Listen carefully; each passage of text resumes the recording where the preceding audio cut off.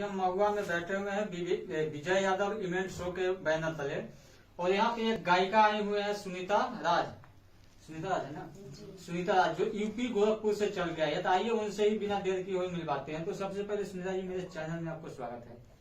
सबसे पहले सबके नमस्ते बा, प्रणाम बा।